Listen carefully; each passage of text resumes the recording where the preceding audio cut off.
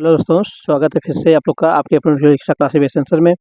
और आज हम लोग वीडियो बना रहे हैं प्रकाश से संबंधित वीडियो ये हम लोग की है, बहुत ही इम्पोर्टेंट। और इसमें हम लोग आज प्रकाश के परिवर्तन के बारे में जानेंगे। प्रकाश का परिवर्तन क्या है? आप लोग पिछले लेक्चर में प्रकाश के बारे में लोग ऑलरेडी जान चुके हैं। और प्रकाश के परिवर्तन को तो पढ़ेंगे, साथ ही साथ हम लोग इसमें प्रकाश के परिवर्तन को प्रैक्टिकल द्वारा करके भी देखेंगे कि किस प्रकार से प्रकाश की का परिवर्तन होता है किसी तल से। तो दोस्तों, प्रकाश के बारे में आप जानते ही हो, प्रकाश क्या है? प्रकाश एक प्रकार की ऊर्जा है जो वस्तुओं को देखने में सहायक है। और जब जहाँ तक प्रकाश के परावर्तन की बात है, तो प्रकाश जब किसी चिकने तल पे गिरता है तो प्रकाश उस चिकने तल से टकरा करके क्या होता है, फिर उसी माध्यम में वापस आ जाता है। तो प्रकाश का किसी चिकने तल से टकरा करके फिर से उसी माध्यम में वापस आना ही क्या कहलाता है? प्रकाश का परावर्तन कहलाता है। और प्रकाश के परावर्तन की जो घटना है उसको हम लोगों ने यहाँ पे चित्र द्वारा दिखाया भी हुआ है।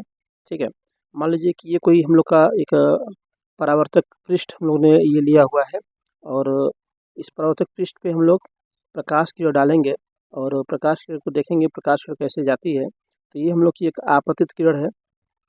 जो प्रकाश किरण आप परावर्तक पृष्ठ पे जाके गिरती है उसको बोलते हैं आपतित किरण, इंसिडेंट रे, है ना।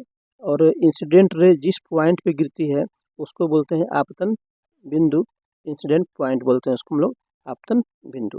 अब यहाँ पे देखते हैं जैसे ये किरण आपतन आपतन बिंदु पे पहुँचती है, यहाँ से इस तल के द्वारा क्या कर दी जाती है, फिर से इसी माध्यम में क्या है वापस कर दी जाती है।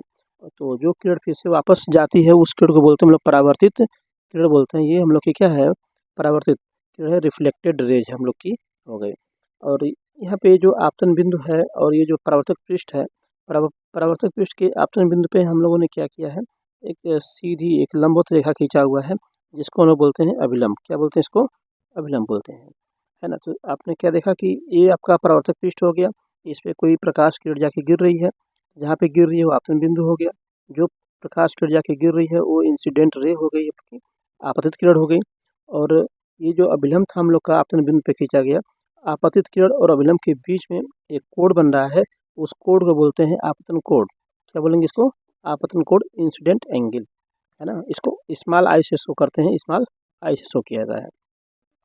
इसी प्रकार से हम लोग का जो यहाँ पे जो रिफ्लेक्टेड रे है, परावर्तित किरण है, और अभिलंब है, उसके बीच में भी एक एंगल बन रहा है। उस एंगल को हम लोग कहते हैं परावर्तन कोण। इसको हम लोग आर से दिखाते हैं, रिफ्लेक्टेड एंगल होता है ये आर हम लोग का, है ना। तो ये दो चीज़ें यहाँ पे दिखाई दी, आपतन कोण और परावर्तन कोण। ठीक है, अब यहाँ पे हम लोग अगर परावर्तन के नियम के बारे में बात करें हम लोग, तो परावर्तन की जो घटना होती है उस घटना में दो नियमों का पालन होता है, और वो दोनों नियम बहुत ही इंपॉर्टेंट हम लोग के लिए हैं, क्योंकि उसी के बेस पे हम लोग और भी जो प्रकाश के परावर्तन से संबंधित चीज़ें हैं, घटनाएं हैं, उनका अध्ययन करते हैं और कुछ निष्कर्ष निकालते हैं। तो सबसे पहले आज हम लोग देख लेते हैं परावर्तन के क्या नियम है ना। रिफ्लेक्टेड जो रेज हैं वो किस प्रकार से किन नियमों का पालन करती हैं। तो यहाँ पे देखिए परावर्तन के दो नियम यहाँ पे बताए गए हैं आपको। पहला नियम कह रहा है कि आपतन कोण परावर्तन कोण के बराबर होता है। आपतन कोण और परावर्तन कोण क्या होते हैं? हमेशा बराबर होते हैं। जिस कोण पे अभिलंब से जिस कोण पे आपतित किरण जाएगी, परावर्तित किरण भी क्या है उसी कोण पे निकल के जाएगी। माने ये जो कोण है दोनों कोण क्या होंगे, आपस में बराबर होंगे।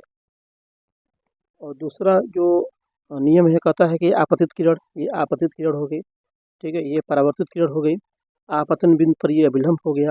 तीनों क्या है, एक ही तल में होंगे। एक ही तल में होने का मतलब ऐसा नहीं है कि आपका आपतन अभिलंब इधर हो, आप परावर्तित किरण क्या है इधर हो, और आपका आपतित किरण क्या है इधर हो, ऐसा नहीं है। ये तीनों ही किरणें, जो आपतित किरण की बात करें, परावर्तित किरण की बात करें, या फिर अभिलंब की बात करें, तीनों क्या है एक ही तल में, जैसे इस पेज पे दिखाई दे रहे हम लोग को, इसी पेज पे ही हैं, या फिर किसी अन्य तल में भी हो सकते हैं। जैसे ये अभिलंब हो गया, हम लोग का कोई आपतित किरण नीचे से आ रही होगी, क्या है बाहर निकल रही होगी, जब भी होंगे वो एक ही तल में होंगे, अलग अलग तल में नहीं होंगे। तो ये परावर्तन के नियम हो गए। और परावर्तन की घटना आपने इसको चित्र में देखा। अब ये एंगल की बात करेंगे, तो जैसे यहाँ पे एंगल आप देख सकते हो इसमें, ठीक है। ये एंगल जब इसमें देखना चाहेंगे आप, तो आप देखिएगा ये एंगल आपका जो है 45 डिग्री पे लिया हुआ है, ठीक है। 45 डिग्री पे ये एंगल है, कौन सा कोण? आई का मान है 45 डिग्री। अब इसकी परावर्तित जो किरण है उसको देखा जाए, हम लोग देखेंगे अगर, तो जो परावर्तित किरण है वो भी आपका सेम आपका 45 डिग्री पे आएगा, 45 डिग्री पे। देखिए ध्यान से, ये आपका सीधे अभिलंब जा रहा है और ये आपका 45 डिग्री पे ये आपकी किरण निकल के जा रही है। तो ये आपकी आपतित किरण कितने एंगल पे, 45 डिग्री पे। तो परावर्तित किरण भी कितने डिग्री पे, 45 डिग्री पे। अभी हम लोग इसको प्रैक्टिकल द्वारा भी देखेंगे, तो आइए इसको हम लोग देखते हैं प्रैक्टिकल द्वारा। हाँ दोस्तों, अब हम लोग इसी जो प्रकाश का परावर्तन था उसको हम प्रैक्टिकल द्वारा देखेंगे। प्रैक्टिकल में कौन कौन से चीज़ें हम लोग यूज करेंगे पहले उसको देख लेते हैं। सबसे पहले तो हमने एक समतल कांच की प्लेट लिया हुआ है, देख सकते हैं ये समतल कांच की प्लेट है। और हमने इसको क्या किया है कि जो डबल टेप होता है हम लोग का, जो दोनों साइड से चिपकता है, उस टेप की हेल्प से इसको माचिस की डिबिया में मैंने इसका किया, कांच को, इस दर्पण को चिपका लिया हुआ इसके अंदर, ठीक है। और चिपकाने के बाद इसको मैंने सेटअप किया है कि इसको आसानी से क्या है, इसको हम लोग खड़ा कर सकें। ऐसे मैंने कई सेटअप इसमें बना रखा है, मैंने देख सकते हैं इसमें, ठीक है। जिसका चाहे हम इसका यूज कर सकते हैं, प्रकाश को, प्रवर्तन को, फिर इसका रिवर्स जो प्रवर्तन होता है उसको भी हम लोग देखेंगे इसमें। और जो एंगल है प्रकाश हम लोग का, जो आपतन कोण प्रवर्तन कोण है, उसको नापने के लिए प्रोटेक्टर चांदा लिया हुआ हम लोगों ने। प्रोटेक्टर की हेल्प से हम लोग देखेंगे कि एंगल कितना है और क्या आपतन कोण प्रवर्तन कोण के बराबर है कि नहीं है, ठीक है। और हम लोगों ने एक लेजर लाइट सिंपल सी ली हुई है, ठीक है। अब इसकी हेल्प से हम लोग देखेंगे कि किस प्रकार से हम लोग का प्रकाश प्रवर्तित होता है। तो आइए देखते हैं। ये लेजर लाइट लिया हुआ मैंने, लेजर लाइट को मैंने क्या है, जो आपकी आपतित किरण है उसके ऊपर ठीक रखेंगे और जलाएंगे और देखेंगे क्या हम लोग की जो लेजर लाइट की जो लाइट है इस दर्पण द्वारा प्रवर्तित होकर के इस परावर्तित किरण के ऊपर जाती है कि नहीं जाती है। क्योंकि मैंने इसको देखो, जो एंगल हमने लिया हुआ है, ये एंगल आपको दिखा दें सबसे पहले हम कि एंगल कितने डिग्री का लिया है। तो ये एंगल आपका देखिए, यहाँ पे ध्यान से देखेंगे आप तो ये एंगल आपको 45 डिग्री का दिखाई देगा, ठीक है। ये आपतन कोण, ये परावर्तन कोण भी क्या है, 45 डिग्री का ही यहाँ पे दिखाई देगा आपको, ठीक है। तो इसका मतलब ये कि हम अगर इस लेजर लाइट से लाइट भेजेंगे इस दर्पण के ऊपर, इस दर्पण के ऊपर अगर हम लाइट भेजते हैं तो ये लाइट क्या है, सीधे आपतित किरण के ऊपर जानी चाहिए, आपकी परावर्तित करके परावर्तित किरण पे जानी चाहिए। अगर ऐसा हो रहा है तो हम लोग का ये जो परावर्तन के नियम है, पहला नियम जो है आपतन कोण परावर्तन कोण के बराबर होता है, ये प्रूफ हो जाएगा, ठीक है। अभी हम लोग दूसरे नियम की बात हम लोग करेंगे। पहले सबसे पहले हम लोग पहला नियम को प्रूफ करते हैं। तो हम लोग इसके लिए लाइट ऑफ कर देते हैं कमरे की, ताकि हमें स्पष्ट दिखाई दे, ठीक है। देखिए दोस्तों, ये हम लोग की जो है आपतित किरण जा रही है, ये सीधे देखिए लेजर लाइट की लाइट जो जा रही है यहाँ पे आपतित किरण गिर रही है और ये परावर्तित होकर के ये जो लाइट जा रही है हम लोग की, ये क्या है, परावर्तित किरण है। तो आप देख सकते हैं बिल्कुल जो लाइन हम लोगों ने खींचा हुआ है उसी लाइन के ऊपर ही ये जा रही है लाइट ये। तो यहाँ से हम लोग देखेंगे तो ये वाली लाइट क्या है, आपतित किरण है, ये क्या है, आपकी परावर्तित किरण है। तो आपतित किरण ये हो गई हम लोग की जो जा रही है सीधे, और ये वाली लाइट क्या होगी, परावर्तित किरण होगी। देख रहे होंगे आप, दिखाई दे रहा होगा आप लोग को, ठीक है। ये आपतित किरण और परावर्तित किरण आपको दिख रही होगी, है ना। तो आपतित और परावर्तित किरण देखते हैं। आइए अब अभिलंब पे जो किरणें जाती हैं वो सीधे उसी पथ पे क्या होती हैं, वापस चली जाती हैं। तो ये हम लोग का अभिलंब है। अभिलंब पे जाने वाली जो प्रकाश किरण देखिए उसी पथ पे क्या हो रही है, वापस आ रही है। ये जाने वाली किरण है और इसी पे ठीक क्या है, वापस भी आ रही है, ठीक है ना। ये जा रही है और फिर क्या है, इसी पे वापस आ रही है, सीधे बिल्कुल है। ये कहीं इसका रिफ्लेक्शन आपको नहीं देखने को मिलेगा, चाहे लेफ्ट में या फिर राइट में, कहीं भी नहीं। तो ये जीरो एंगल आपका जो अभिलंब है, अभिलंब से क्या है, ये जीरो एंगल बना रही है। तो जीरो एंगल बनाने की वजह से क्या है, ये जिस एंगल पे गई है उसी एंगल पे क्या हो गई है, वापस आ गई है। जीरो एंगल पे गई है, जीरो एंगल पे वापस आ गई है। और ये जो हम लोग के ये जो रे हम लोग जा रही है तो 45 डिग्री पे जा रही है।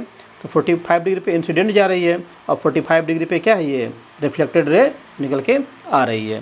तो इससे ये जो आप देख रहे हो ये सेटअप देख रहे हैं, इस सेटअप की सहायता से आप बिल्कुल समझ सकते हैं कि हम लोग जो रिफ्लेक्टेड रे है वो क्या एंगल बना रही है, और जो हम लोग का जो इंसिडेंट रे है वो आपका अभिलंब से कितना कोण बना रही है।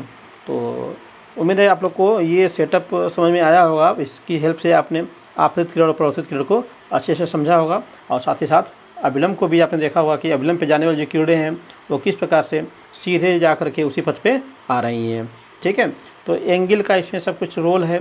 जितने एंगल पे अगर हम एंगल को चेंज करेंगे, देखिए यहाँ पे अगर मैं एंगल को कम या ज़्यादा करूँगा एंगल को, तो आपकी जो रिफ्लेक्टेड रे है, परावर्तित किरण है, उसका भी एंगल क्या होगा, हम लोग का चेंज होगा। देखिए, ठीक है ना। एंगल बढ़ा रहा हूँ तो ये भी एंगल क्या हो रहा है, बढ़ रहा है। एंगल घटा रहा हूँ तो भी एंगल क्या हो रहा है, घट रहा है। तो एंगल घटाएं और बढ़ाएंगे अगर इंसिडेंट रे की, तो रिफ्लेक्टेड रे की भी का भी एंगल कम या अधिक होगा। जिस प्रकार से एंगल चेंज करेंगे वैसे क्या होगा, हम लोग का एंगल चेंज होगा। ठीक है, तो आई होप आप लोग को समझ में आया होगा अच्छे से। ठीक है, फिर नेक्स्ट वीडियो में हम लोग देखेंगे कि जो प्रकाश का अपवर्तन है वो किस प्रकार से होता है, और साथ ही साथ कुछ दर्पण की हेल्प से जो हम लोग गोली दर्पण है उनके बारे में देखेंगे। गोली दर्पण किस प्रकार से प्रतिबिंब बनाते हैं, उनके प्रतिबिंबों का निर्माण भी करेंगे, और उनके प्रतिबिंब को बनाने के लिए भी इसी तरह से प्रैक्टिकल द्वारा ही समझेंगे हम लोग। धन्यवाद दोस्तों।